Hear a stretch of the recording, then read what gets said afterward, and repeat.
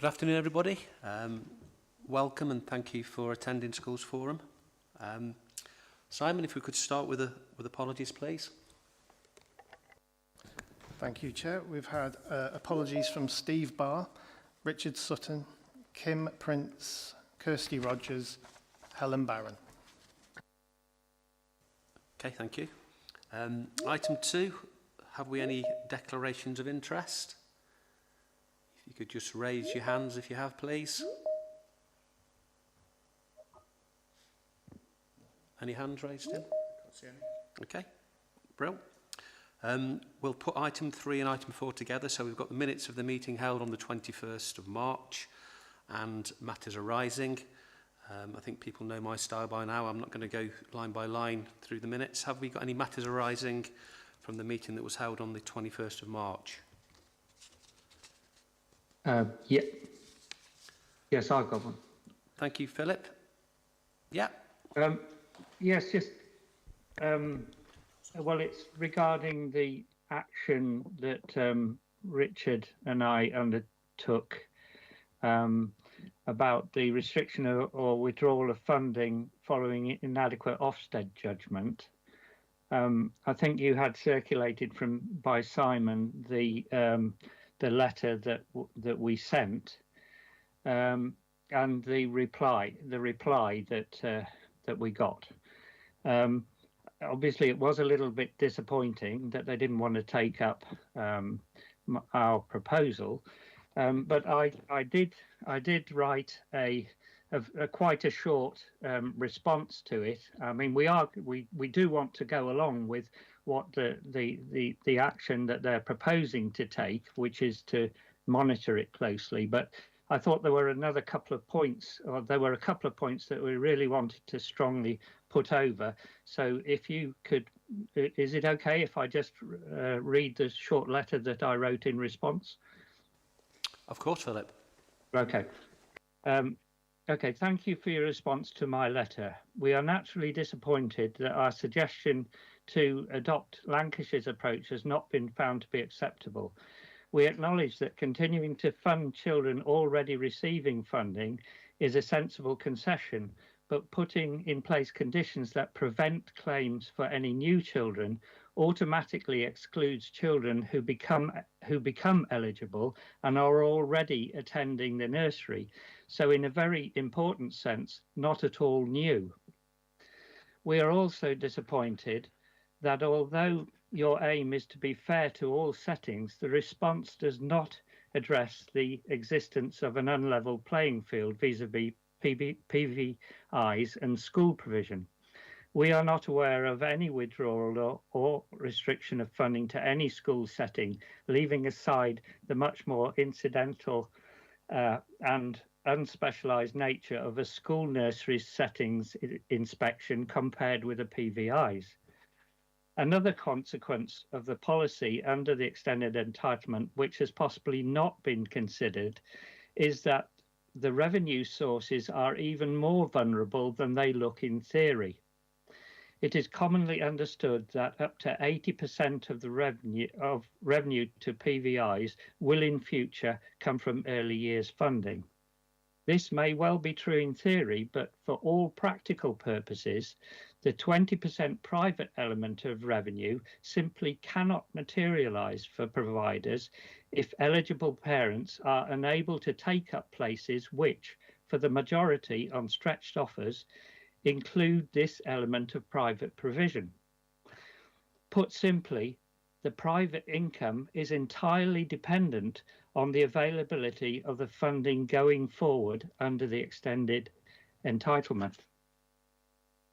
However, we do acknowledge and are very grateful for your commitment to closely monitor the potential impact of funding conditions, particularly with the increasing numbers of children receiving funding, and to continue to assess whether this position needs to be changed. We very much welcome your concluding remarks in the spirit in which we are confident they were made, and we look forward to working together to avoid any unnecessary disruption for all concerned. I just thought it was important to get over that fact. you imagine if you're the head teacher of a school, and suddenly you lose the cohort at the top of your school, and at the same time you don't have a cohort that's coming in at the bottom end of your school. How would you feel about that? This is the situation that PVI providers are going to be put into if the funding for new children, so-called new children, is restricted or is withdrawn. So thank you for bearing with me on that, and thank you, Richard, for your assistance and I think the powerful point or the powerful case that we have at least made and put in place in the schools forum. I'd really like if I could send this over to Simon, if this response could be included in the minutes, if that's agreeable to everybody. Thank you very much. Yeah, thank you, Philip. I'm disappointed that you didn't get the response that you required, but yeah, it was played with a very straight bat. But you know, I am assured that relationship between yourself and the local authorities is strong. But unfortunately, they weren't prepared to take on board your suggestions. So yeah, that'll go in the minutes, Simon, for everybody to see. Have we any comments before we move on from the floor? Okay, have we got any other matters arising from the meeting on the 21st of March? No? Okay, thank you. So we can assume they're a true and accurate account. Okay, moving on to item 5, decisions taken by the chairman under delegated powers. I'm not aware that I've made any decisions. Item 6 is the notices of concern and licence deficit agreements. Mel, I think that this one is for you. It is. Good afternoon. So it's our standing item paper on notice of concerns and licence deficits. Obviously, there was a number of changes came into play when we had the last schools forum in January. So we're working with those schools who currently have a licence deficit or notice of concern, just to make sure they have the agreement they should have. We're also working with schools who have finished 23-24 in a deficit position, and those schools who are showing an in-year deficit for 24-25, and we're looking at licence deficits with those schools. We're also working with schools who are showing deficits in the multi-year modeller, as discussed previously, to make sure we are supporting those schools as early as possible. We're not issuing any school sort of names at the moment. We are working with those schools, and when those agreements are agreed, we'll report those to November forum. Okay, thank you, Mel. Have we any questions on this particular item? No? Well, we can move on to item 7, update to the Staffordshire Scheme for Financing Schools and Financial Regulations for Schools. Mel, I think this is you again. Yeah, it's me again. So just a number of amendments to the scheme and the finance regs. The first thing that's changed is the Staffordshire Scheme for Financing Schools is now named the Staffordshire Scheme for Financing Maintained Schools. So that's just in line with the national guidance, getting the maintained in there. Just now that the scheme now references issue 16 of the statutory national guidance as opposed to issue 15. One of the key changes is in line with IFRS 16. So that's now telling us that for schools, operating leases and finance leases will be considered the same for accounting purposes. As we know, finance leases have never been allowed for schools, operating leases were. What there has been come out though is some guidance from with a list of class consent. So things that schools would normally do to an operating lease are included on that as blanket consent from the Secretary of State. So as things like telephony, IT, catering equipment. So it shouldn't be a change to schools really, it's just the guidance on how we need to go about that. The title of the County Treasurer has been replaced by the Director of Finance throughout the Finance Regs document. And there's another change to the Finance Regs, just again in line with IFRS 16. Okay, thank you, Mel. Any questions for Mel? Thank you. Thank you, Mel. Which leads us on to item 8, which is the School Information Management System. And this is one for you, Donna, please. Good afternoon. Can you all hear and see me? I'm possibly down in a little corner somewhere. Good afternoon, everybody, ladies and gentlemen. Thank you for inviting me to your forum. I work for Staffordshire County Council. My job title is ICT Account Manager. So I look after the children's and the adult sector of Staffordshire County Council. My role as an ICT account manager is to help those services either with improvements or procurements or all those ICT things that you could possibly think about that things like our service desk wouldn't be able to deal with. So that's just a quick introduction of, I've worked for the County Council since 2001 in various guises, always worked in ICT. I've been a business analyst and I'm now the ICT account manager. I was a developer when I started, but anyway. So that gives you an idea of who I am and what I do. I was asked, I'm sort of involved with looking after our existing SIMS contract with Education Software Solutions. You're all existing SIM users, is my understanding at the moment. We have, when we first originally took out the contract in 2010, we had 400 schools on that contract. And as you all know, over the period of time since then and where we are now, we've lost a lot of schools to academies. So that's made the contract less viable than it was in 2010, both from a best value perspective and I believe from your perspective, the software that you're now using is quite outdated. The SIMS solution you're now using is quite outdated. So there's we need to address both of those things. My role as an ICT account manager, I do this quite regularly, look at what's available on the market. So I was asked to look at what was available on the market. I have put some caveats around that. So what's presently in use by other Staffordshire schools, procurement routes for you. So on the basis that I wouldn't want you having to go around doing competitions and get into all the rigmarole that potential procurements could do. So I have recommended that you go down some Crown Commercial or some other compliant and legal frameworks. The benefits of doing so is that the terms and conditions are set by the framework and not by the provider, which is something to look out for. As you probably all know, you've probably seen terms and conditions that are in favour of the provider and not the customer.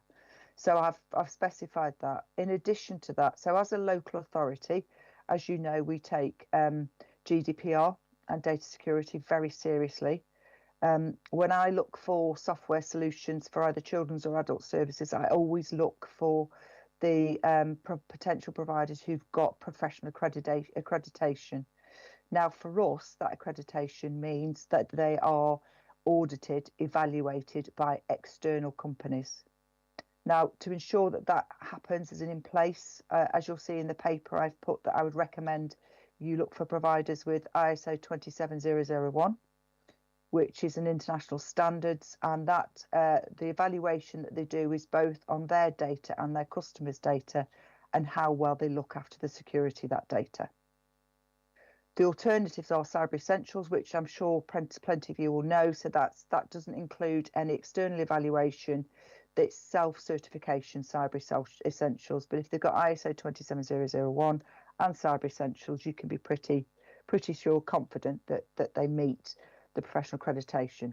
Alternatively, you can go for an organisation, a provider that's got Cyber Essentials Plus, and they are externally audited.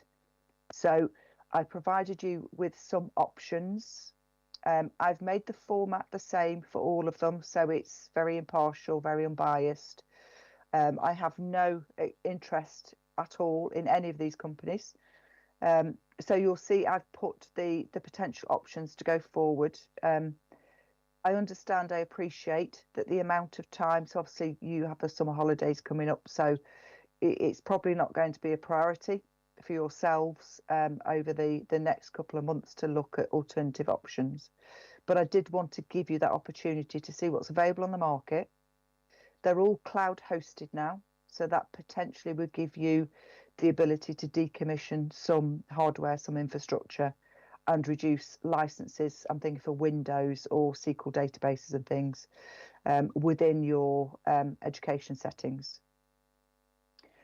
I've put a list at the back of the paper of all the systems that are presently used by Staffordshire schools, and I've annotated the ones that I've actually provided all the details on.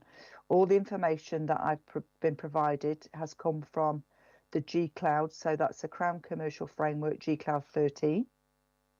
If it hasn't, I've stipulated that. So there is an offering from Entrust for Arbor, but Arbor, a lot of the schools' information management systems, they do require you to buy support, so ongoing support for your software. Some of them, as you'll see, so Arbor, it appears to me that they don't provide support themselves, so they have support partners. Entrust is the existing support partner for Arbor in Staffordshire. However, Arbor do have alternative support providers. So I've put the listings for secondary and primaries. I've identified what you're going to get. So there is a selection of different levels of licensing that you can get, and the modules that you get with them, and the functionality that you get with them. I'm not going to go through every single one because I think you already understand what they're going to do for you, what the market looks like in terms of, you've probably heard of most of them anyway.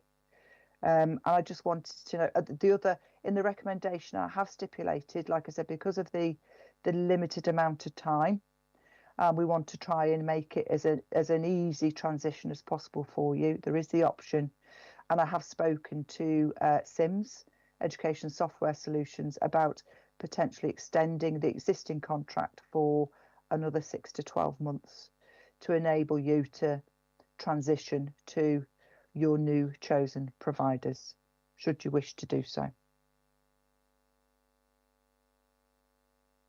Anybody got any questions?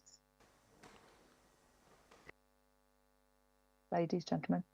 Mr. Harding? Thanks, Donna. There's a couple of these systems that we've looked at in the past. Yes. And like all of these things, generally there is what's written on paper in terms of the offer, and then there's the lived experience of the nature of the support of the system. So can I ask, as part of this process, was there any consultation with schools or academy trusts or whatever that have been using these throughout? I haven't consulted those. However, I can get you a list of schools who are using particular systems if you would wish to look at that as a route of investigation. I can quite easily get you that within a short period of time. The education support team here would be able to provide that. Thank you. Kevin? But you're absolutely right, Mr. Harding. What they tell you and what you get can be two completely different things. That's why I've suggested that you request demonstrations of these systems. Okay, thank you, Donna. Kevin?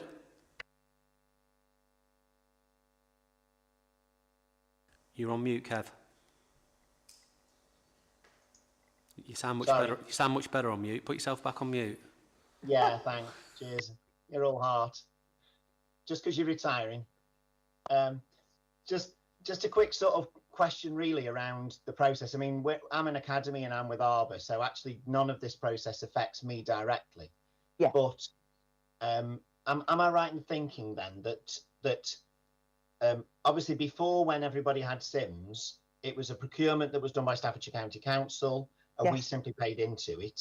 Yes. But what actually you're now saying is each school has got to work out its own procurement directly with an independent provider, and that's what you provided them with.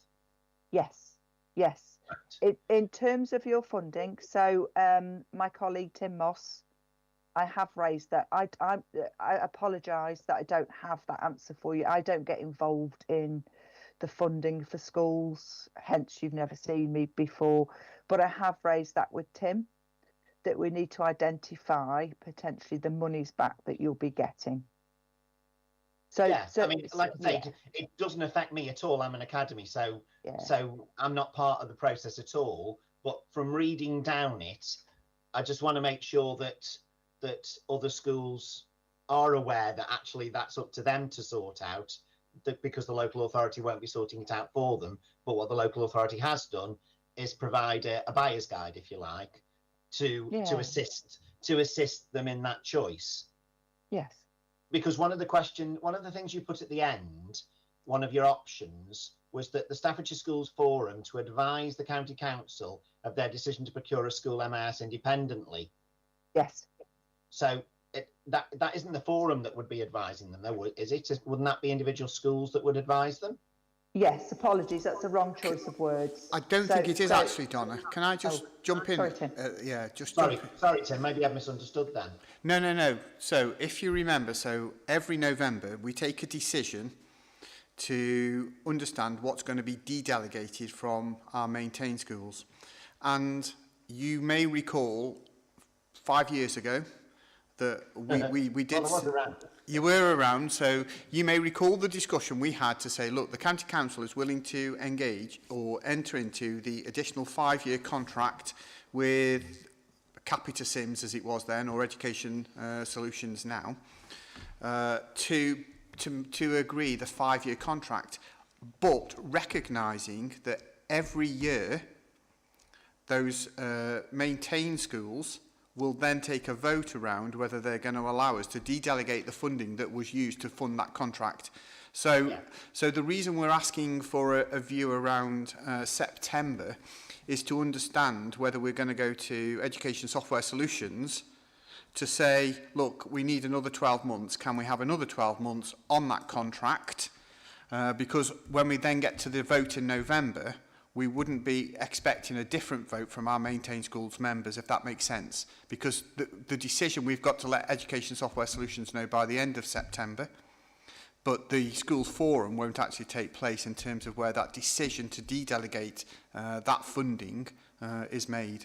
So that's why that discussion around the kind of early September is around is, do you want us to go for another additional year with the contract with Education Software Solutions that then gives all schools the option of looking and sorting it out so that from the following April, so April 2026, we wouldn't be having this conversation. I hope that kind of sets it out in context.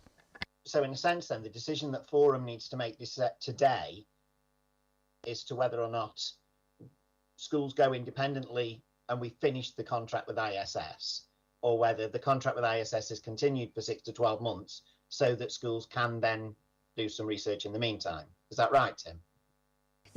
So it's not a decision today. It's a decision by the 13th of September, what that view would be. That's where the 13th of September comes in from. Yeah, so, right. I mean, clearly we'd like a steer today, but what we do want is for all, appreciate that because of the makeup of schools in Staffordshire now, the number of maintained schools that are sitting on Schools Forum reflects the number of maintained schools we've got across the county. And so we're also going to put this out as an information in the school bag to try and get some information back from all maintained schools by the 13th of September. Without kind of wanting to kind of prejudge anybody's decisions, you know, our kind of view was that they probably would want us to seek an additional 12 months to provide that time for those transitional arrangements to take place.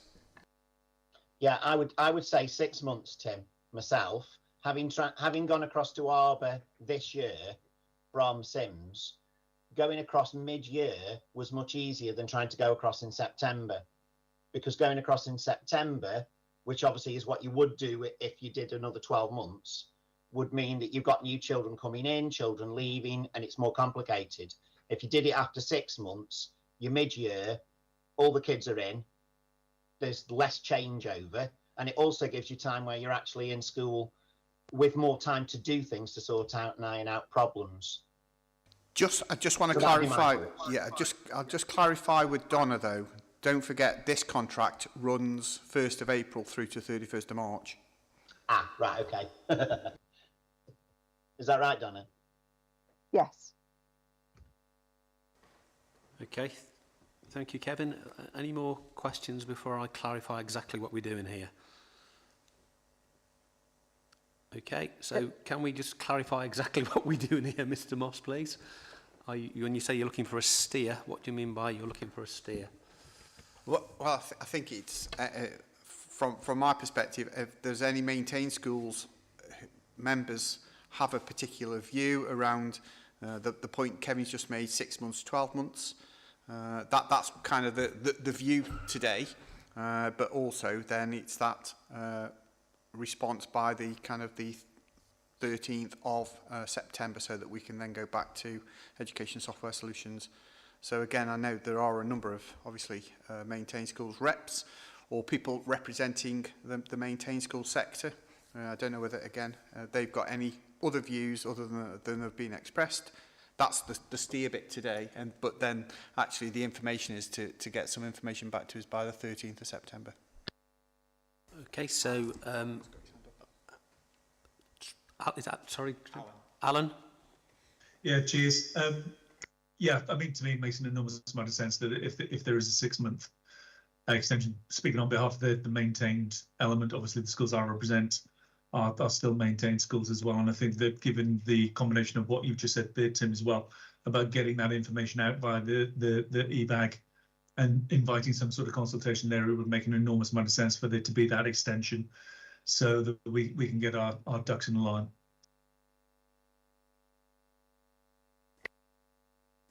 Thanks, Alan. Chris? Yeah, I'd agree with Alan. We're meeting with some of the middle heads tomorrow, so I'll be able to bring this up tomorrow and speak to them about it. But it makes perfect sense, I think. Thank you.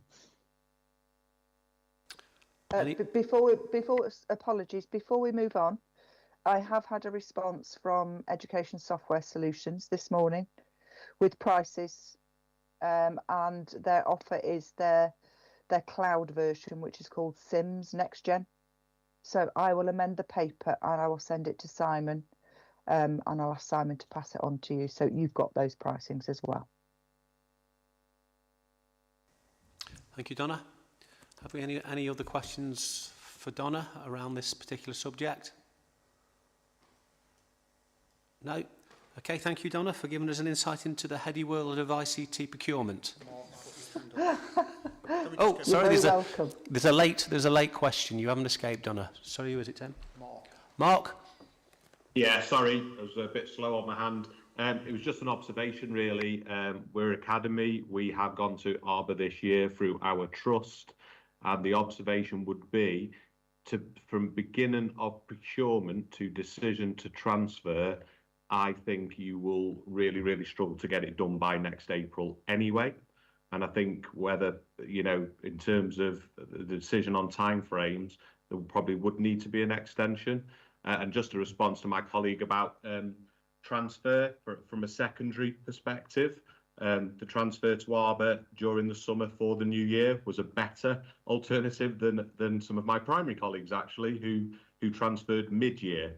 So I think it's just a situational thing. But I think from experience, from procurement to decision to implementation by next April would be tight, would be my observation. Thanks, Mark. And don't forget, so the current contract runs out on the 31st of March 2025. So the extension we're talking about is from the 1st of April 2025, either through to 6 months or through to the 31st of March 2026. So just kind of picking up your point, Mark, it's not a kind of a let's get everything finished by the 31st of March 2025. We're already into that contract. We're saying an extension to the current contract, as I say, so that does give us 6 months into 2025, early 2026, or from, as I say, the 1st of April 2026. So that kind of just addresses your point. Thank you, Mark. Donna, anything else? That's it from me. Lovely. Thank you very much. Thank you very much, Donna. Thank you. Okay, colleagues, if we can now move on to item 9, which is the Growth Fund allocation 24-25. Andrew? Thank you very much, Chair. First of all, I'll just start with an apology for the lateness of the report. Well, let's get into the meat of it. So this is a two-part report. The first part is basically an annual report back to Forum on the allocation of growth fund against class size, basically growth, and for new schools. So pages 1 to 3 detail the allocations made. I'll just highlight the top of page 3. It's paragraph 9b, where it says Hennis Ridge Primary Academy. That is incorrect. That was a school that was funded last year. The school that should be listed there is Chase Terrace Primary School. So with that correction. Okay, so the second part is seeking your consideration of an increase for the amount paid for schools that work with us in the spring term to admit additional pupils. So that's typically for a secondary school after the offer date, where it's evident that there's a shortfall of capacity for local children. So this is about population rather than popularity, demographics rather than demand. So it's a contribution towards the costs associated with admitting, what I say in paper is a limited number of children. So for a primary school, that might be 11 children, 16 children, etc. It's a lump sum, and the calculation has historically been based on 3 elements. So if you turn to page 6, is the final page of the report. So we allocate 7/12 for the cost of a full-time teacher. At the moment, we do it for a half-time teaching assistant and £3,000 towards materials. And I think the table there sort of explains what the proposed allocation is. So in terms of teaching costs, no change to teaching costs, but in terms of the teaching assistant, what we've done is proposing that we increase the amount to reflect the reality of what happens when additional reception classes are created, and to fund the cost of a grade 4 teaching assistant. And then the final bit is the £3,000, which was allocated to resources and materials, and to lift that by CPI each year.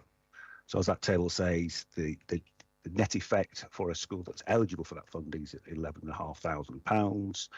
And if you look at this year's allocation, if it was to be provided for this year, and you've got 3 schools listed there, so you've got sort of £34,500 for 24-25. I'll say nothing more on that, and I'll open up for any particular questions or observations. Chair.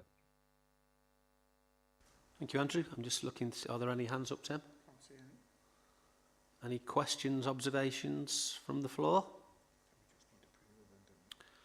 So, are we voting on this, Tim? Who's voting? Is it maintained schools only? Is it everybody? Everybody.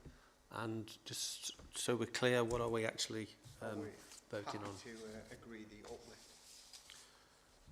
Okay, so the vote is, are we happy to put in the uplift? Anybody who isn't, I think it'd be easy to say who isn't. Anybody who isn't happy, if you just raise your hand. So by the fact we haven't had any raised hands, then, yeah, okay. Thank you, Andrew. Anything else, Andrew? Thanks. No, that's it. Thanks very much. Lovely, thank you. Okay, moving on to item 10, which is the school's budget 23-24 final outturn, and that is you, Alison, I think. Yeah, afternoon, everybody. Just a report really to give you the headline figures for the 23-24 final outturn. Similar format report to previous years, hopefully fairly clear in the tables as to how we did outturn. In summary, a 16.2 million overspend on the planned expenditure across all the services relating to the Dedicated Schools grant, which then increased by 0.4 from a clawback to give us an overall variance of 16.6. the main area of pressure, which I'm sure you're all aware of, it was the high needs block, which overspent by 20.2, offset by underspend in other areas. This has then been added to the reserve balance, which was already 14.2 million in deficit and closed the year at 30.8 million in deficit. I know there's a report following on about high needs, so I'm not going to go into too much detail about the high needs block area. And we've got a little paragraph at the end talking about the current position of the maintained schools reserves balances, which decreased by 1.9 million. As it does say, this was largely due to our converting schools taking balances. The actual reduction on the remaining maintained schools was 47,000. So, yeah, that's basically where we are. Increased deficit, still a big overspend on the high needs block. Thank you, Alison. Have we any questions for Alison?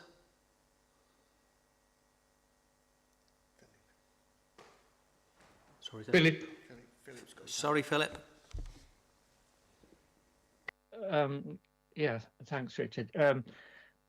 I'm just wondering, I don't think in the past we have had any sort of breakdown of underspends on the deprivation funding on early years. And I'm just, I know that we do on the contingency, and we've got a sort of standing arrangement that any unspent contingency is then returned to the providers. But do we do an analysis of the deprivation, of whether there's underspend on the deprivation, and what is it, and what is the intention if there is what happens to that if it is underspent, given that it is funding for specifically for early years? And Tim, have you got any background on that one? Deprivation is within the early years overall figure anyway, so that early years underspend of 200,000, remember that's on the 50 million budget, is within that number. I'm just trying to open it up now to see what the deprivation outturn was specifically, but I'll come back to you in a moment on that. However, Philip, when you talk about a standing redistribution, there won't be it's 200,000 anyway. But you know, did you hear Alison mention a 400,000 pressure? Yeah. Clawback? I should have said if available. If available, yes. Yeah. That 400,000 is an early years clawback from the previous year. So the early years as a collective is actually 200,000 over this year. And then on top of that, the SEND Inclusion Fund in the high needs block was also 400,000 overspent as well. So for this year, the early years has considerably effectively exceeded its resource this year by several hundred thousand. So just to manage expectation, Philip, on that redistributed contingency, there probably won't be one this year. Yeah, that was understood. Sorry, I should have said if available. Thank you. I'm just going to try and find out the deprivation specific underspend or overspend, wherever it was. I'll come back in 30 seconds once I've found it. Okay. Thank you. Anthony, while you're doing that research, you can go over to Steve, please, for his question. Hi. Just on the school balances, two questions. How many maintained schools do we have at the end of March 24, just to put it into context? And then the second question is, if the balance is 18.2 million and we've got some schools with deficits of 3.2, is the 18.2 like the net, or do you know what I mean? Yeah, so the 122 schools at the end of March 24, and yes, the 18.2 is the net effect of all the positives and negatives we've got within that amount. Right, thank you. I've looked at deprivation now. It's actually overspent, Philip, by 70,000. We top sliced effectively nearly 800,000 of the money for distribution in the deprivation. We end up spending 850. Wow, that is a surprise. Yeah. Okay. Thank you very much. Thanks, Ant. Any other questions? No further hands. So thank you, Alison. Moving on to item 11, which is the high needs block, including the deficit management plan and education banding tool update. So Sarah, that's your optimistic piece of work that you've got to do today. Indeed. Hi all. This is a regular report outlining the latest position on the high needs block as per the request of Schools Forum, given the ongoing pressures in the area. As usual, I'm not going to go through the paper in full, as I presume all forum members have already had the opportunity to read the paper. To summarise, the paper outlines the forecast overspend in the high needs block at this time, the 2024-2025, of £28.5 million. This is despite an increase in government funding of about 4% and also the 0.5% transfer from the schools block, which in total has increased the high needs block budget by 6.8% to £135.6 million. As in the last few years, this budget increase is insufficient to keep pace with the rising demand and costs, and the funding gap has again increased significantly this year. Last July, we reported that EHCPs were increasing at typically 400 to 500 per annum. With now just over 8,000 EHCPs, the numbers are up to over 500 since January, when they were at 7,490, which was already a 46% increase in 4 years. This is impacting across all areas, but especially the independent sector, with numbers now around 689, and we forecast an increase of around an increase to around 750 by the end of the year, which would be an 80% increase in 4 years. Placement costs within the special independent sector are also increased significantly, and the average cost is now £67,000 per annum, up from 59 at this point last year. Importantly, the paper also outlines the significant decline in the DSG reserves, which Alison's just mentioned, which are now in deficit by 30.8 million. We expect this to deepen further by the end of the year to over 55 million. And left unaddressed, the accumulated deficit is likely to be over 200 million by the end of 2027-2028. As we're all aware, this is a national concern, and the government has put in place a statutory override requiring that the accumulated DSG deficits should remain ring-fenced separate to the Council's other reserves, but that this is due to end in 2025-2026, by which time, based on the current forecasts, our deficit will be around 100 million. It's still unknown how the government will expect authorities to deal with such an accumulated shortfall, when that time comes, and as such it represents the most significant financial risk to the authority. The paper goes on to outline again the actions and plans currently in the deficit management plan, and despite best endeavours and the fact that the percentage of pupils in mainstream has increased slightly, it's probably fair to say that so far this has achieved little impact. We're currently updating the deficit management plan, and we're scheduled to meet again with the ESFA in early autumn to discuss the latest position. The report actually mentions that was meant to be in July, August, but they've had to push that back so that to get a date that suits all participants. And with respect to the education banding tool, as shared at last forum, the LA is undertaking further work to give assurance that our data set is robust so that we can undertake budget modelling to support a future decision on the reinstatement of the EBT. Further communication with all schools is planned for the autumn term of 2024, and it is not expected that EBT would be reintroduced before April 2025 at the earliest. Happy to take questions. Thank you, Sarah. The sun isn't shining physically or metaphorically, is it? No. Kevin? Hi. Just a couple of things, really, Sarah. First of all, do we have any statistics for the amount of EH? Because EHCs seem to be massively increasing in Staffordshire. Is that also representative across our statistical neighbours, or are we booking a trend on that? Is one question. And then another one is, we're talking about sort of the words left unaddressed often come around, don't they? If left unaddressed, this is what's going to happen. But we are addressing it, aren't we? But it's not working. So I mean, ultimately, what do we actually mean by left unaddressed? You know.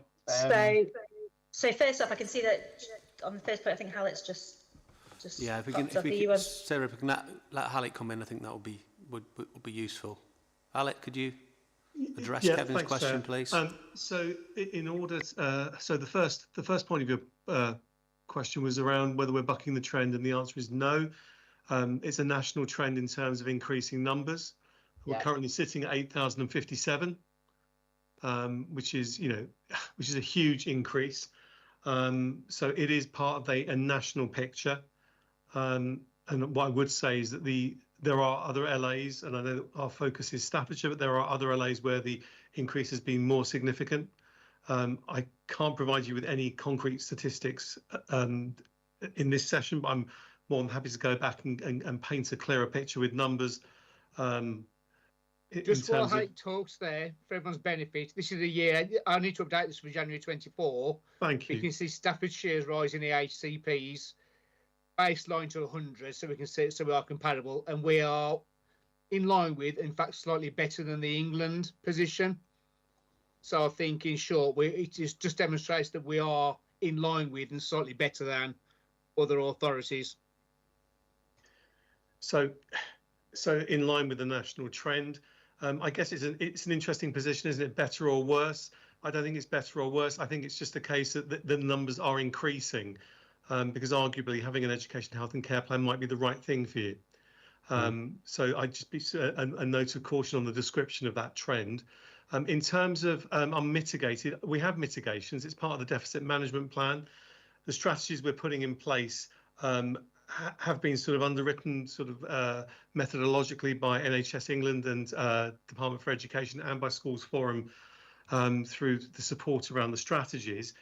I guess the ultimate variable here is the increasing level of need and the disposition of our families, understandably, to be making requests for education, health, care plan assessments, and our schools to be doing the same as well. So it is a complex, multifaceted picture, but the trend is up. And I think what I would say is that we have to continue with our strategy. It is making an impact, but it will not be a silver bullet. I think that's fair to say. Yeah, I mean, I was actually in total agreement with you, Alex. I think actually the sort of like my question around left unaddressed is almost, I don't think it's actually fair to sort of talk about things being left unaddressed, because clearly we're trying our best to address everything. But at the moment, we're just being outstripped by need, aren't we? I think you can have the best possible mitigation, and it still won't work because the need is growing. And whilst the need is growing almost exponentially, it's almost impossible to try to mitigate, really, because the need is just huge and the need is real. And the fact that it's going up in line with everybody else actually kind of proves that, doesn't it, really? Yep. Okay, thank you, Hallett. Tim? Thank you. Thanks, Kevin. Kevin, I think, again, I appreciate kind of your interpretation of left unaddressed suggests it's us to address. I think one of the things that we would want to be making very clear, though, is that this is a national issue. And so the left unaddressed is a response both to us as a county council, but also to that national context to which, you know, I'm sure Jonathan, I can see Councillor Price has got his hand up, may want to come in there. But for us, we are saying we have to do something as a nation, that this can't continue. And so what that is in terms of lobbying and all of those things, it's not just a Staffordshire County Council to address issue. No, completely agree, Tim. I again, forgive me if I've not been clear. I don't think we're not addressing it. I think Staffordshire County Council are doing their best to address it, really. And let's hope, you know, a lot of the stuff that Sarah talked about was the government, and the government is no longer the government, is it? So let's hope that this new lot have a different view on it. Okay, thank you, Kevin. Jonathan, I'm afraid Tim jumped the queue there, so your turn. Oh, thank you. Yeah, I apologise if my signal dips out. So if I do, then I'm sorry about that. But no, as Tim's rightly said, the deficit is getting out of control. The work we're doing at the moment around the Accelerated Progress Plan, the EAPDR, the CDIS work, or CDIS work, and all the work that our colleagues in schools are doing is phenomenal and is certainly driving us in the right direction around SEND and the high needs block. But it's the simple fact is that funding is not keeping up or catching up with the demand. So we have an increased demand as well as an increased costs as well. And what this is doing is driving the high needs block deficit further into debt. Tim and I and the local authority did some substantial lobbying prior to the election, both with national party and along with our own MPs locally. So all of the Staffordshire MPs to explain the position that we find ourselves in, which is the same that others. We continually had letters back from the government saying that they'd had enough funding and we'd had increased funding already, and that at some point it would be looked at further down the line. We will continue to do that funding, of course, that lobbying with the new administration. However, I've already had conversations with fellow Labour councillors in the past and Labour MPs as well about what their plan was going forward should they get into power. And they've been very quiet. In fact, nothing's been raised nationally at all. So I'm hoping that the LGA push, and I know they will push really hard on this problem. The issue for us, of course, is that 100 million plus, although there is a statutory override, is real money. It's our money. It's the school's money, it's taxpayers' money, and it's still required within the county council reserves. So there will come a tipping point where our reserves will not be enough to cover the high needs block deficit, and we are in a similar position to most other authorities. In fact, a lot of them are in a far worse position than we are. The Department for Education has said that we are clearly doing everything that we should be doing through our APP, and that our schools work well, and the work that we're doing around SEND is excellent. But again, we need a massive policy change, and we need increased funding as well to support that. So Tim and I and this local authority, of course, with the support of Schools Forum and schools, will continue to keep lobbying national government, because there has to be a significant shift, and it needs to be now. Thank you.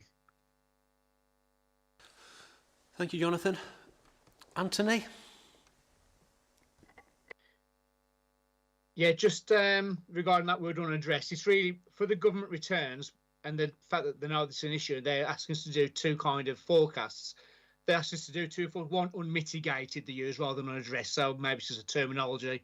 And the mitigated, the unmitigated figure they ask is for us to do a forecast. So saying if things carry on as they are, where do you think this is going to go to? And with all the efforts you're undertaking with the EAPDR process and all those other interventions, where do you think you might go to?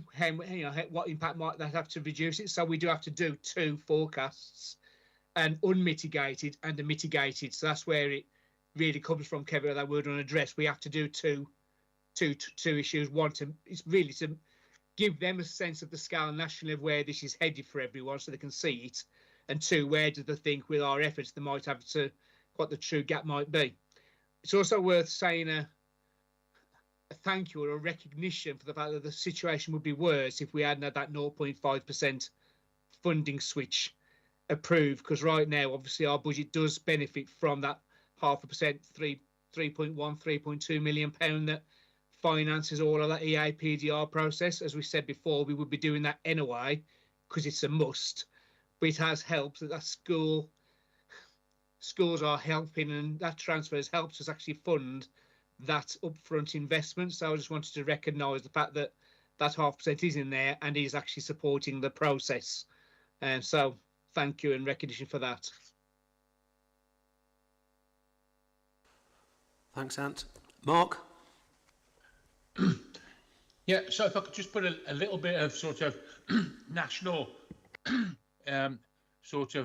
steer on this a little bit. I sit on the LGA Children and Young People's Board, and the high needs block has been a continual item on the agenda, and the LGA did commission an independent report to have a little look at this, you know. And nationally, we are by no means the worst in deficit across the country. There's lots of local authorities whose deficit is considerably worse than this. And just to sort of sum up what that report that LGA had commissioned, which was done so they could sort of use that to then try and speak to government, DFE, to try and get some policy change, basically was that if every local authority became and every school system across the country became the most efficient they could be at dealing with this,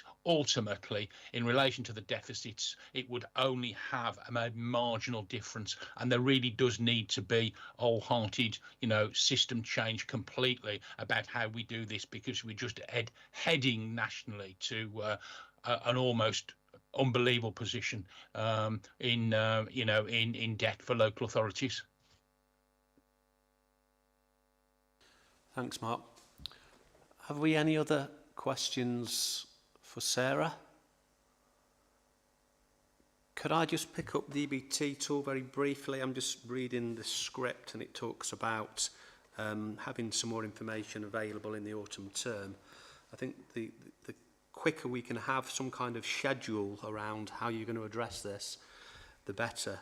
Certainly for special heads to relieve that feeling of uncertainty. So have we any idea of a list of events that might be taking place to start to knit together the re-establishment of the education banding tool, Tim? Yeah, so just to come in on there, so clearly one of the things that we have to do is we have to be secure that the process won't result in the same position as we had last time. Our intention is to consult during the autumn term with colleagues again to share some of the findings from the information, so that we can then start to look at what that might look like from April 2025. We're also working with Imosphere, the company, because again, over the last 12 months, they've had further developments. So there is some work that we're doing with Imosphere as well. I can't be any more certain than that. Clearly, one of the things that we need to be confident of is, if you go back to the report, that we can't be in a position that the EBT is not cost neutral. As we always said, that it was never about saving any money, but it certainly wasn't about kind of driving costs up either. But that's as much as we can give at this moment in time.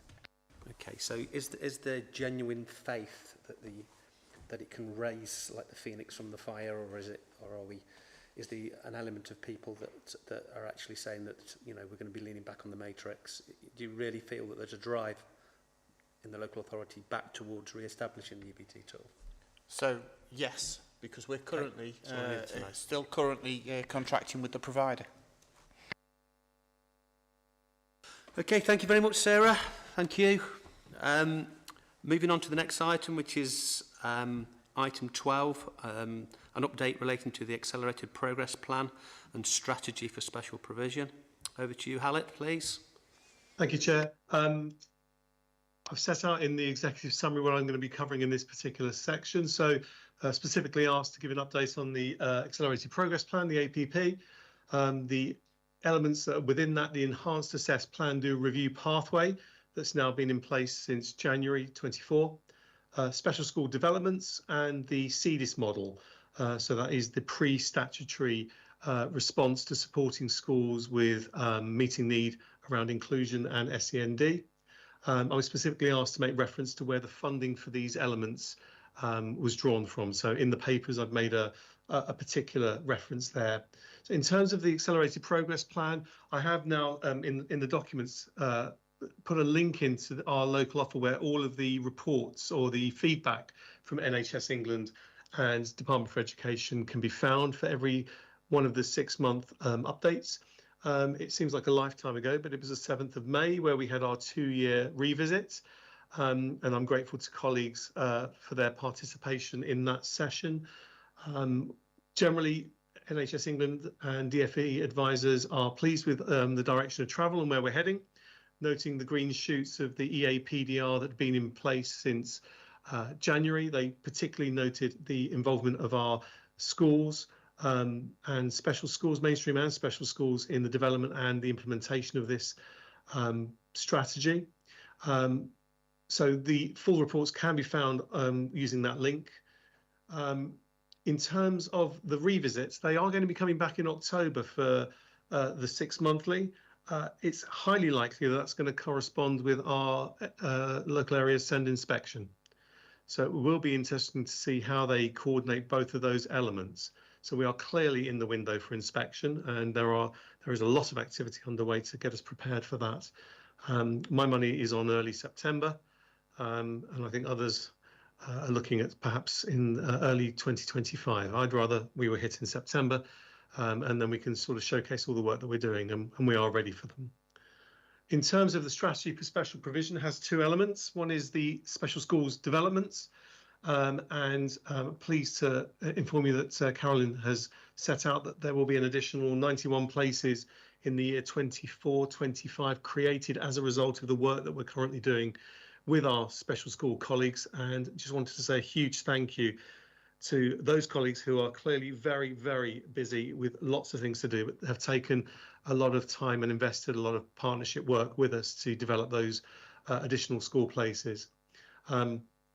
We have further projects that are currently underway and in development, and there are lots of efforts being undertaken at the moment to see whether those projects are feasible. So further updates to follow in that particular space. So headline data there is that further school places in our special school colleagues will be made available from September. In terms of the CDIS provision, I'm extremely pleased to let you know that we have 5 of the 8 CDIS providers commissioned, ready to go for September. Now, when I say ready to go, what I would say is that for some of those providers, they are still looking for partners, particularly in the secondary area of the key stage that we're looking to make provision for. And there is a lot of work underway to help those commissioned providers to establish links. What I would say in particular is that, as an example, our CDIS provider in Cannock, Littleton Green, was without a secondary partner. But once Littleton Green had been commissioned, Staffordshire University Academy was very quick to express an interest to work with them, giving us our secondary provider there. And I also know that our colleagues at Chase Lee are also joining a soft alliance with the Cannock CDIS provision. And what we seem to be seeing here is where the CDIS provider has been commissioned and beginning to embed, it's acting as a magnet for other settings to come and join them to work with them. So that's really, really positive news.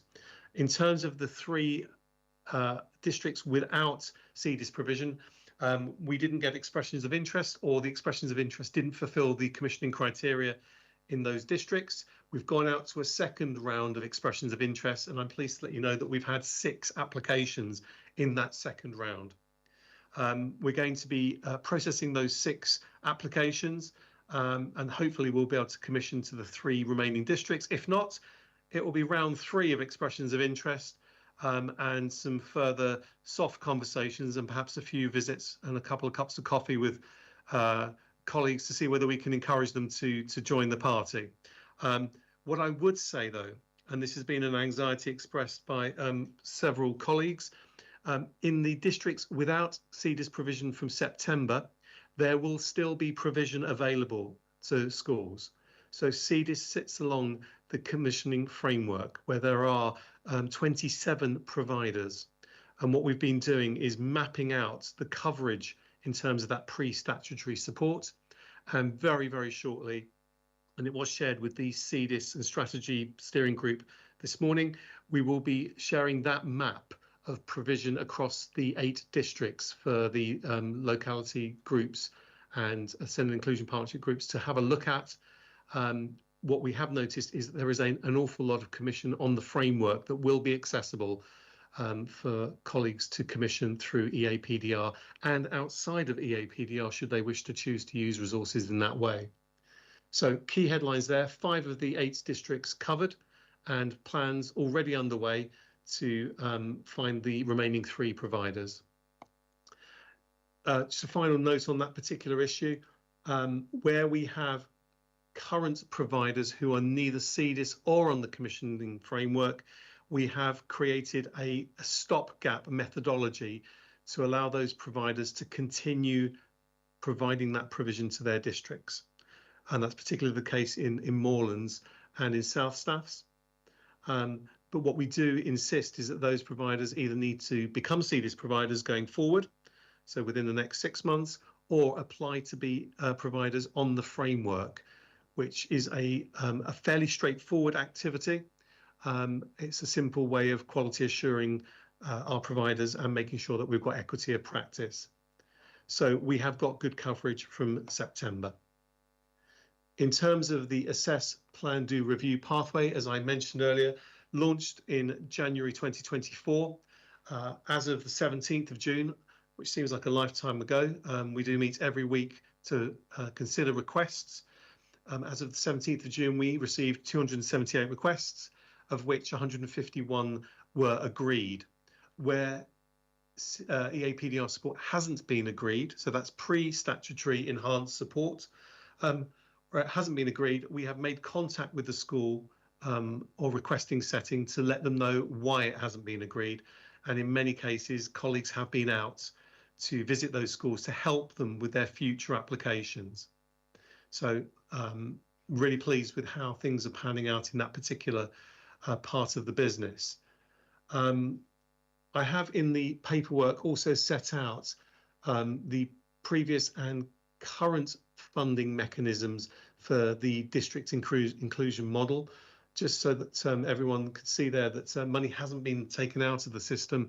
It's a different way of doing business. And what I would say is that we've had some very positive feedback in terms of the commissioning framework, and I'm really looking forward to sharing that map of what the provision looks like across districts. I'm happy to take questions going forward.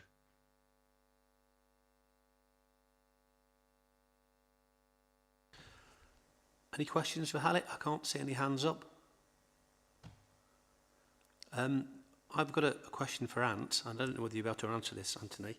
In terms of the capital funding grant for SEND, do we know whether that there's an ambition from government that that's going to continue? I've seen no commitment to that effect, Richard. I suspect it will, given the current situation, because it's the only really their main strategy for dealing with the problem. It's not going to go away tomorrow, so I can't see how they can rein back from that, the current strategy. But nothing that you could hold me to or I've seen, Richard. Thanks, Ant. Interesting. Any more questions? Okay, thank you very much, Alex. Which moves us on to item 13, the update on the wraparound childcare process, early years entitlement. Kevin? Yeah, I'm here. Hi, everyone. It's 2 seconds, right. Okay, so my name's Kev Taylor. I've been in the local authority for 3 months now, and I'm the continuous improvement partner for early years. And my role is to lead on the expansion of funded childcare in the early years, so the new entitlements for working families and also the wraparound childcare programme. So this, I've just been asked to give a bit of an update of where we are, and obviously if you've got any questions as we go through, just pop your hands up. So for those who don't know, wraparound childcare programme, it's basically a programme to increase before and after school care for working families across the country. So we've got £5.3 million to deliver the programme. There's 1.6 million of capital, which supports both the early years expansion and this programme.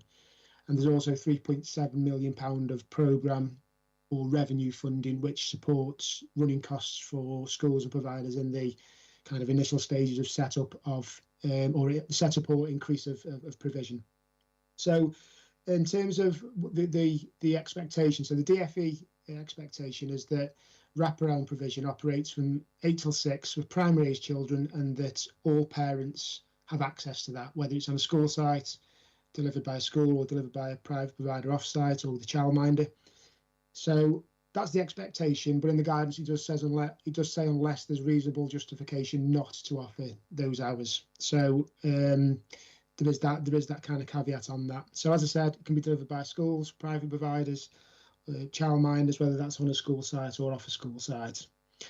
And what they're expecting in terms of provision is the setup of new provision. So potentially schools who don't have provision, the expansion of places. So they might want to look at increasing the number of places that are offered in their before and after school care, and also expanding the hours. So if we've got schools that operate, for example, 8 until 5, we can, you know, provide funding to support the staffing costs to increase those hours.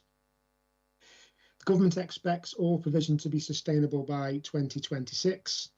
So it's not the same as the funded childcare offer in the early years, where free childcare will be offered, or funded childcare. This is in the long term needs to be supported or made sustainable by parent fees. So what it supports is kind of schools looking to expand due to demand. So you might have a before and after school club where you can't cater for all the children or all the families who want to play. So we would support the expansion of that. They also, DfE, a big part of it is to create provision in advance of demand. So they want, what the government are looking at, or the previous government now, sorry, and the DfE are looking at how we might expand provision so that parents are confident that that provision is there, so that can support their journey into employment or increasing hours. And then the final one is kind of new models of delivery, which, for example, could be a provider in an area where the demand might be low, but there might be a provider who can support a number of schools to get the sustainable number of children. So the DfE do accept, well, there is an expectation that the provision is sustainable in the long term, but there is an acceptance within the guidance that some might not be, and there's an element of risk to some of the projects that we might support. So we've got an idea of the current provision. So we've got data from school censuses. We've got our own data when we've surveyed schools to look at what provision each school has got. So we've got that data, and we've set up governance within the council to oversee the project, involving legal, finance, early years teams. So we've got that kind of governance in place. We've gone out to schools to request, schools and providers to request expressions of interest, and we've received around 90 projects that have come forward. And obviously, not all those will be invited to apply, but that's the kind of demand that we've had. And we're looking to invite applications soon for those providers and schools that we think have met kind of the criteria on the value for money, the sufficiency of provision already available, and as an assessment of what the project looks like in terms of will it work. So there are a number of barriers that we've got to the project at the moment. The government, so the DfE target was to introduce the majority of this provision by September 2024. We're not going to meet that target, similar to a lot of LAs within the country. We've used the funding within the council to develop my role. So I've only been in this role for 3 months. So a lot of councils have been delayed in terms of getting the people in to roll this project out. So we might get some provision open September, but we're unlikely to meet that target at the moment. The capital funding is also an issue. I mentioned we've got £1.6 million worth of capital. We expect, now, judging by the expressions of interest we've had for both projects, we expect the majority of that capital needing to support the early years project. So we did expect this, but we've kind of got expressions of interest for the early years project. We've got £1 million worth of expressions of interest, and that only looks like it'll create about 500 places, judging by what providers have come back with. We need to create about 2,000 places in the early years project. So we have got an issue in how we're going to create all these early years places. So in terms of the capital funding, because it supports the two different projects, there's quite a few of the expressions of interest that we've had from schools and providers that require quite a significant amount of capital that we might have to reject and think about other ideas. So that's the situation we find ourselves in at the moment. So basically we've got two budgets, capital budgets under quite a bit of pressure in terms of what we've had in.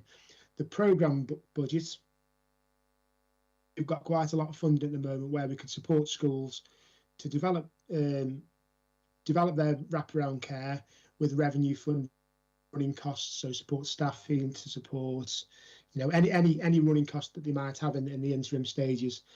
So that's where we are at the moment. We are aware that there's schools have got concerns with this. in terms of demand, in terms of the sustainability in the long term, in terms of how the recruitment. So we know there are kind of barriers and issues around that area. And obviously, since I put this report through, there's been the election, and obviously in Labour's manifesto there is a commitment to breakfast clubs and creating childcare in schools. So at the moment we've got no more information on that, but we're not sure how that might interact with the early years and wraparound project that's kind of going on currently. So the next steps, we're going to invite applications from providers who have submitted an expression of interest, and then our plan is to engage with schools who've not engaged in the process yet. So we've been out to primary schools and providers, and they've come back to us with expressions of interest when they're interested enough in expanding. What we don't know, because we've had to submit a delivery plan to the DfE of how we're going to spend this money. There are schools with no provision, and there are schools that don't cover the expected hours. We need to discuss the potential. We need to discuss with these schools how we could potentially work together to provide some funding, or to look at that justification why this provision might not be needed. So that's our next step in terms of engaging with schools. We need to promote it and kind of ensure that schools have got an awareness in terms of what they might be able to apply for. Within the project as well, we're also putting together a training project through our commissioning team around SEN. So how setting up a training package for our wraparound providers so that we can then ensure that children with SEN can access wraparound childcare. And obviously we also need to monitor any of the changes that are going to come through from the election, whether these programmes carry on as they are, or whether some of the funding potentially gets redirected into some of the new projects that have been announced. So that's a bit of a whistle-stop tour of where we are. Sorry, I can't see any hands up. If I can see someone's got the hand up, but I can't see who it is. So that's my kind of presentation. There's no recommendations to it. It's kind of that's our process at the moment. So I invite any questions. Okay, thank you, Kevin. You've covered an awful lot of ground there. Mark.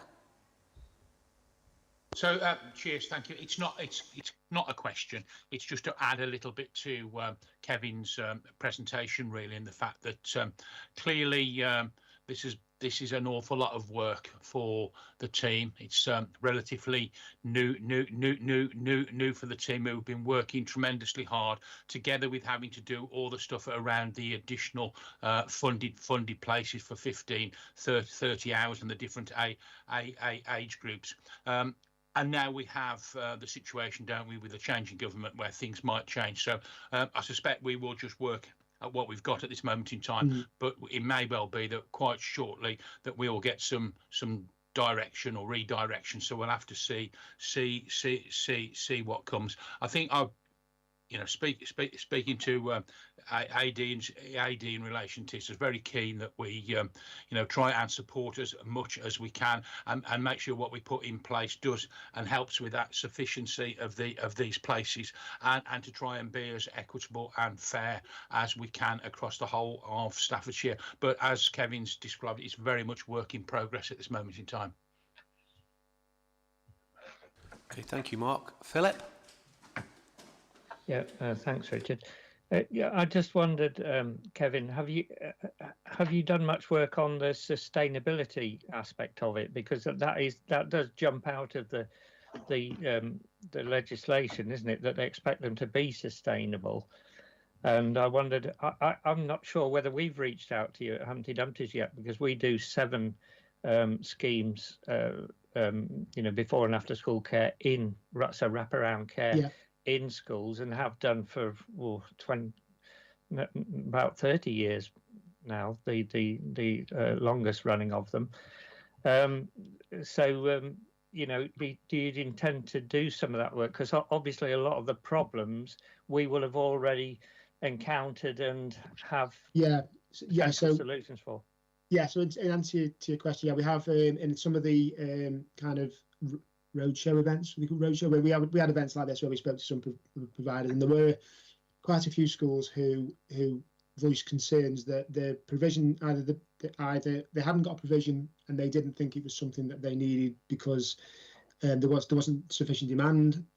We have got schools who think that what they've got already is sufficient in terms of the hours that they offer. So we have fed back these are things have been fed back to the DFE through our delivery plan. So we are aware of the schools' concerns around the wrapper, because one of the schools was concerned that they could create it and give parents the feel that that's in place now and that's going to be there in the long term, and then 18 months down the line it's not there because it's not sustainable. So we are aware that there are lots of issues around the how schools and providers feel around the sustainability. We're working with the guidance. We want to encourage this. We want to encourage schools where they can to do this, but there is definitely an awareness there that the sustainability of this provision is a key thing for schools. Yeah, one of the biggest issues is likely to be parents wanting to use it as a sort of drop-in facility, because it would be very difficult to manage and administrate that.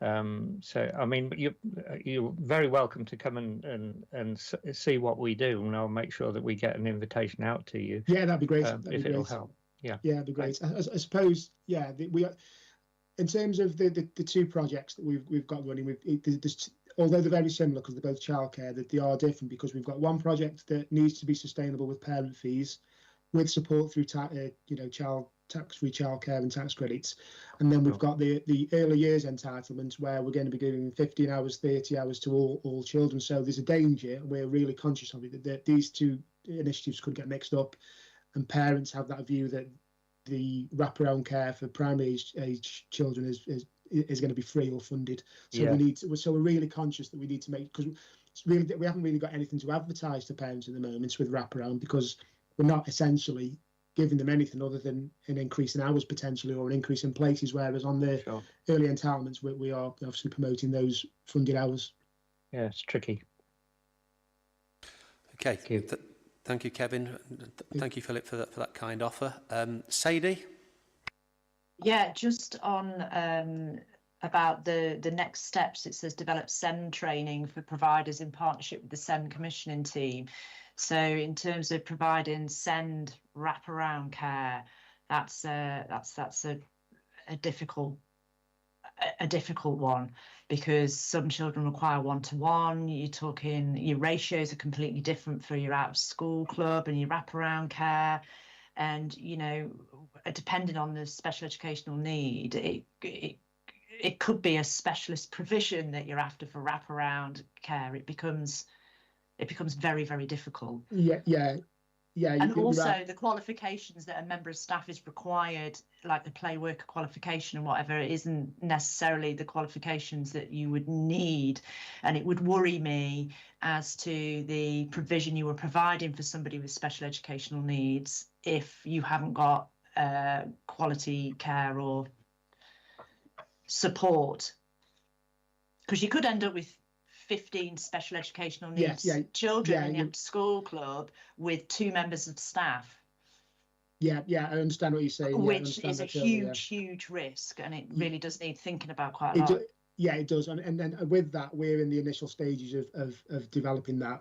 I think that's someone within my team who's kind of started to shape that and see what it looks like. And that really might, it's likely to need consultation with schools and providers as to how that works. Because it's not, it's going to be unlikely we'll be creating specialist SEN wraparound care for the reasons you've just said. But we were looking at what could be put in place that, that private nurseries and schools might have in terms of training for children with SEN that the wraparound kind of service doesn't have at the moment. And what can we do? And it might be that, we might have to look at what needs that supports.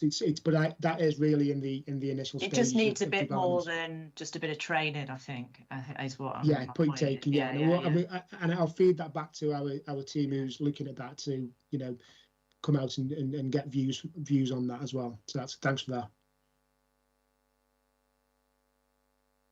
Okay, thank you, Kevin. Have we had any other questions before we move on to the election part of today's meeting? Okay, lovely. Thank you. Okay, thank you. Thank you very much. Thank you. Bye. Okay, we move on now to item 4, election of the new chair for 24-25. Before I pass on to Simon and to Tim.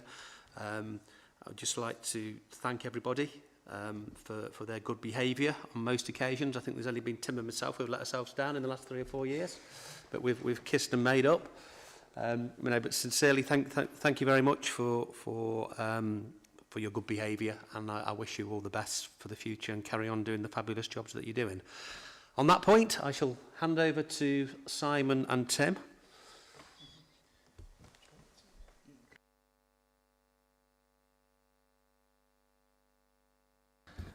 Thank you very much, Chair. Okay, everybody. So this is a little bit unusual. We would normally do the election with you all here face to face, give people the opportunity to put themselves forward, explain their attributes, and then allow you to essentially elect or not, as the case may be. We have received a few phone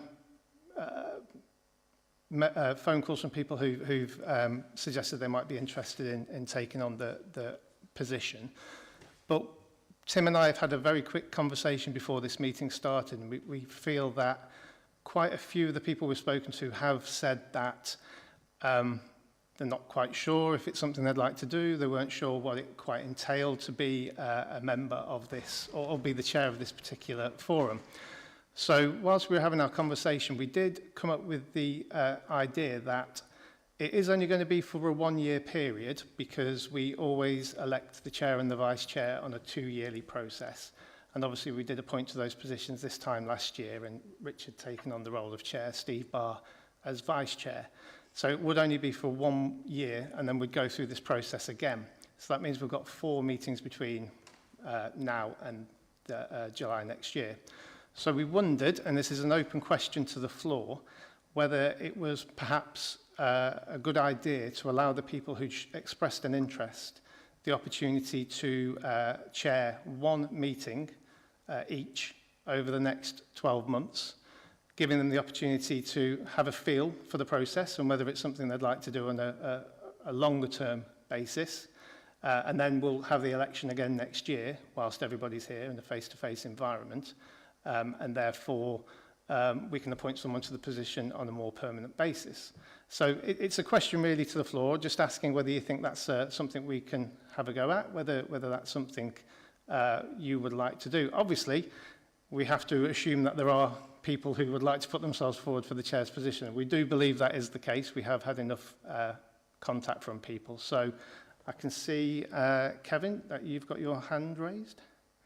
Yeah, I like the idea. I'm just interested in what about the chair's power to act? I know we very rarely have chair's powers. We very rarely have those decisions. But who would do that? Would it be the person that sat the previous meeting or the one that's due to sit the next one? Yeah, it would be the person who's put in the position to take on that chair would effectively be the chair until the next meeting. So if there were any powers to act, if there were any items that came out of the meeting where they were asked to act on them, we would they would be expected to do that. We would support them obviously every step of the way. There's no expectation they'd be left on their own. Carolyn. Thank you. Firstly, may I thank the outgoing chair for everything he's done. He's been absolutely marvellous. My question is, would this be a lot more work for the officers at the county to have 4 different people over the 4 different meetings?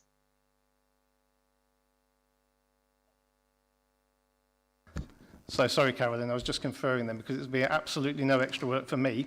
So I needed to speak to Tim just to make sure. In terms of the work that we would do, no. When it comes to having a meeting, we will prepare our agenda in advance as an officer team.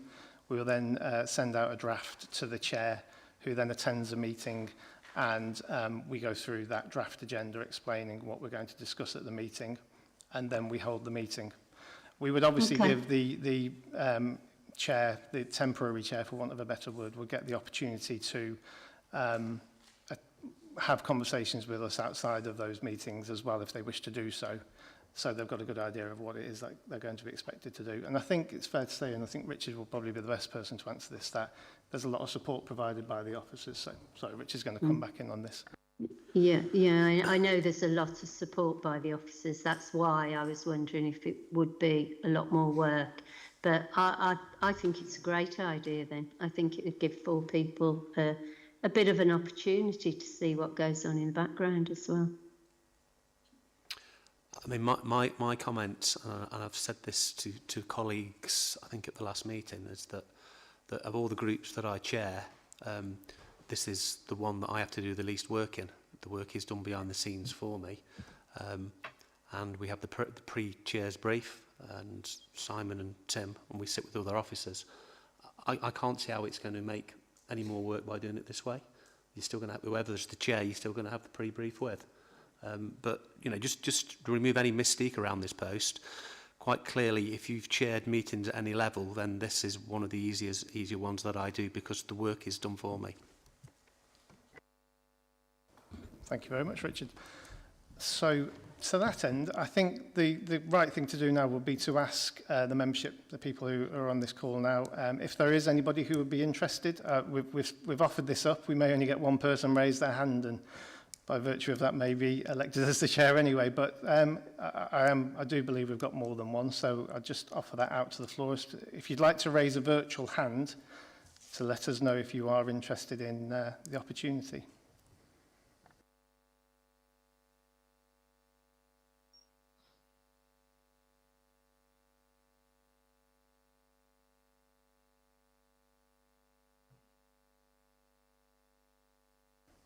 There we go. For a moment there, there was far too much of a delay, so thank you very much. So we've got Alan and we've got Sadie who both raised their hand. Oh, Alan, you've dropped your hand. Please tell me that you haven't changed your mind.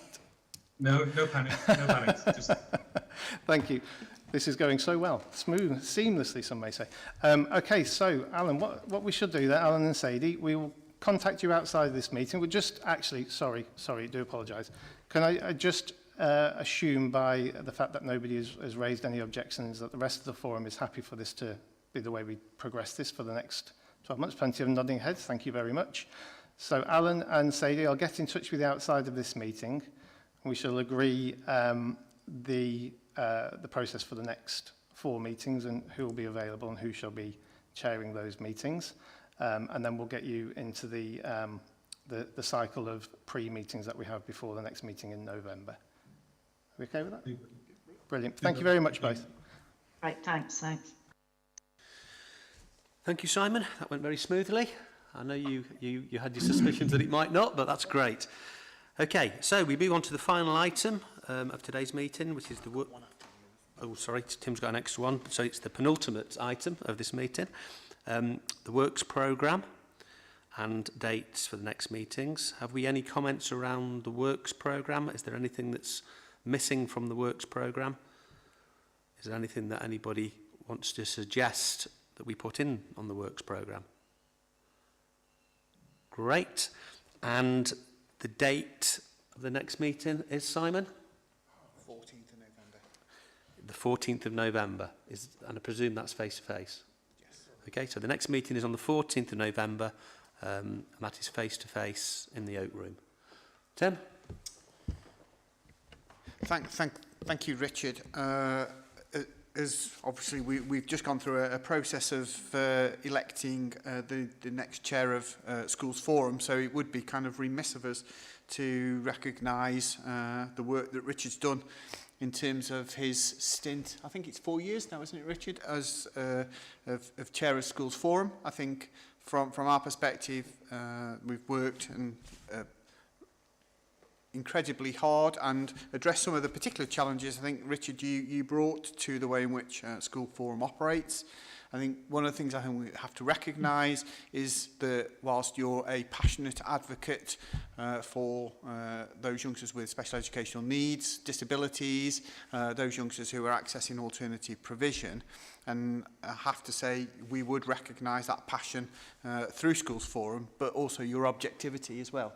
And so again, in terms of the way in which you've chaired Schools Forum, that you've allowed colleagues to have a discussion, allowed colleagues to raise their questions, as well as raising your own questions. So I think on behalf of the officers, want to kind of thank you for the work that you've done in terms of supporting us with Schools Forum, and thank you on behalf of schools and colleagues across the county with the way in which you've chaired Schools Forum. Thank you for those kind words, Tim. And at the end, if you let me have my credit card back with the PIN number, that'd be greatly appreciated. Thanks, everybody. And then, just before we do go, though, I think it's also worth recognising that we do have a number of other colleagues who are moving on, that we've had some resignations, some because of retirement, some because they won't be undertaking those roles anymore. So again, I'm just going to kind of thank those colleagues from Schools Forum. So I'm not sure whether Richard Sutton's with us today. I know Kirsty sent her apologies, Kirsty Rogers, Helen Barron, Andrew, I think, is on the call, Andrew Skelding, and Carolyn Trowbridge. I think it would be remiss of us to miss an opportunity again just to provide thanks for your work and your support of Schools Forum over the number of years that you've served. So thank you for all of you, and just want to say thank you to Alison. I think somebody asked me, who's Alison Wood? So Alison Barnes, I think, again, got married earlier on in the year. I think it was earlier on this year. Anyway, but she is retiring as well. And so we'll miss Alison in terms of the work that she does to support Finance and Schools Forum. I think that's everybody. But I just want to wish everybody a really good summer when it arrives. And we look forward to the challenges that the next academic year brings, along with all of the challenges that no doubt that we'll face then. But have a good summer, and thank you all. Thank you all. Thanks, Tim. Thanks, Tim, for that. I was not expecting that one, but thank you. Thank you all. Thank you, Tim. Yeah, well said, Tim. Take care all.